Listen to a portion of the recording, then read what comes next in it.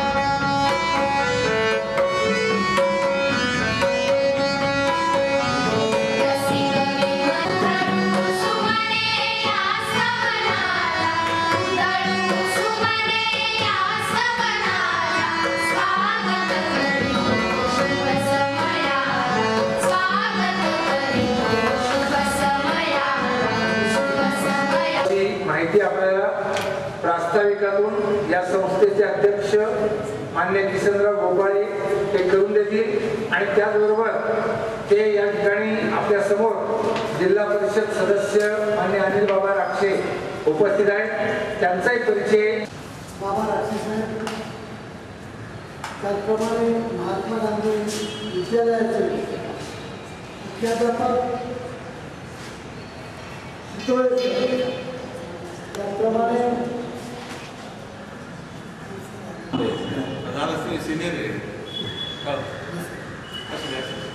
या बाबतीत बरेच प्रयत्न होते। शासन दरबारचे काम सोडून होतं। माझ्या लहानपणी 1972 मध्ये त्या रस्त्यावरती गेलो होतो। त्यावेळेला रस्त्याची मागणी केली।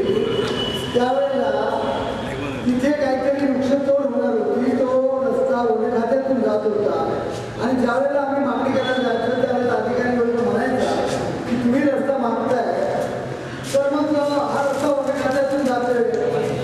तर मग अशी कल्पना आली की चला आपण सुद्धा कुठेतरी वृक्ष लावले पाहिजे आणि म्हणून गेल्या वर्षी आम्ही 5 वर्षापासून आमच्या गावी वृक्षारोपणाचे कार्यक्रम होतं आणि आम्ही लावलेले आहेत, वाढवलेले आहेत। त्याचप्रमाणे गेल्या वर्षी आम्ही आळंदी ते पंढरपूरला गेलो होतो आणि नंतर असं लक्षात आलं की वारकरी क्षेत्र आणि आपलं क्षेत्र हे वेगळे क्षेत्र आहे आणि म्हणून आम्ही ठरवले की ज्या भूमीमध्ये आपण जन्माला आलो त्या भूमीपासून हे जर कार्य चालू केलं प्रदूषणाची गंभीर समस्या निर्माण झालेली आहे किंवा विद्यार्थी मित्रांना आणि सर्व लोकांना त्याची माहिती आहे। तर प्रदूषण कशामुळे वाढलं तर तुम्हाला माहिती असेल विज्ञान शोध की वरदान असं नेहमी विद्यार्थ्यांना निबंध लिहिलेलं आहे। तर आज जर विचार केला तर तुम्हाला काय वाटतं हे विद्यार्थ्यांचं मत ते जाणून घेणार आहे। विज्ञान शाप की वरदान तुम्ही कोणीतरी सांगायचं विज्ञानाचा वापर काही विनाशासाठी जास्तीत जास्त वापर जर काही अनावश्यक वापर जर विज्ञानाचा केला गेला तर त्याचा वाईट सुद्धा आपल्यावर धोका येऊ शकतो त्याचा आणि विज्ञानामुळे काही चांगले मार्ग आपल्यासाठी अभिनंदन अक्षय प्रत्येकी एका माणसाकडे एक गाणे मग हे गाणे आणि ह्या गाण्या हवेतून प्रचंड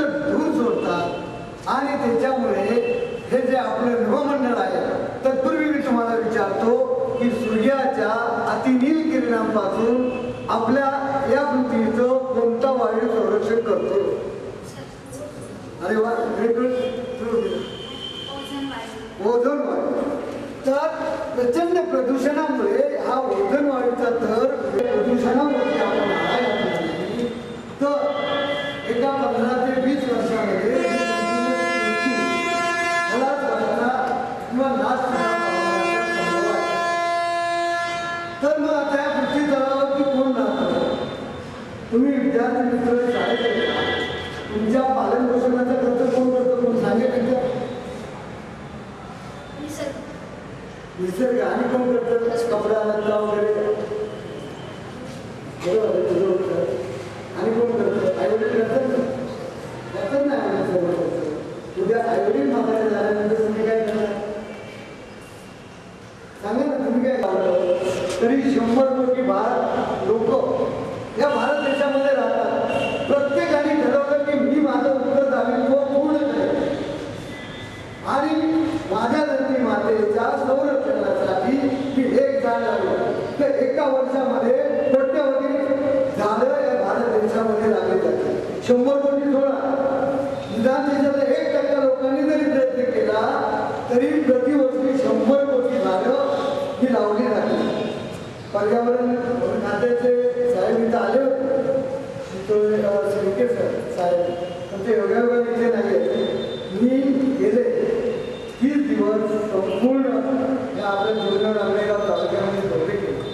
लोकांमध्ये अति प्रचंड उत्साह, विद्यार्थी मित्रांमध्ये तर झाडं लावण्याबद्दल प्रचंड म्हणजे उत्सुकता आहे, लावण्याची तयारी सुद्धा आहे.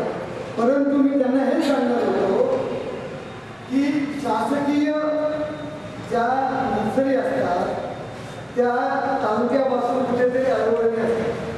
एखाद्या विद्यार्थ्याला, एखाद्या ग्रामस्थाला जर 5-10 झाडं लावायची म्हणतो तर त्यांनी जायचं वन खात्याच्या ऑफिसमध्ये, तिथे बाकी बनवायची, नंतर गणपोळी पोळ्याने किंवा सोंगे आणि कुठे जायचं. तर ज्याला 5-10 झाडं लावायचं तर हे शक्य होत नाही.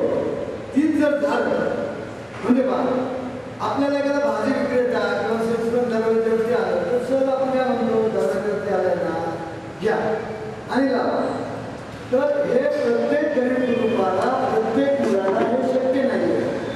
आणि म्हणून हा आमचा प्रयत्न आहे की प्रत्येक विद्यार्थ्याला यावर्षी तर नाही पण पुढील वर्षी प्रत्येकाला एक झाड द्यायचे आणि ते जगविण्याची जर प्रतिज्ञा केली ना तर हे सामाजिक वनीकरण हे वने खातं जेवढं झाडांचा पगार येतात ना बसून त्याच्याही पेक्षा समाजाच्या मदतीनं आणि विद्यार्थी मित्रांच्या मदतीनं आपण फार मोठी झाडं या पृथ्वी तलावरती लावू शकतो. वेगवेगळ्या ते आज नाही आहे. आम्ही इथे आलो, अनेक शाळांमधून कार्यक्रम झाले तर काही शिक्षकांनी नाही पण इथे एका शिक्षकाने अनेक चांगली झाडं लावली, आम्हाला अगोदर दाखवलं. तसं आंबोली गाव आहे, त्यांनी पण झाडं लावली होती. आणि एक शिक्षक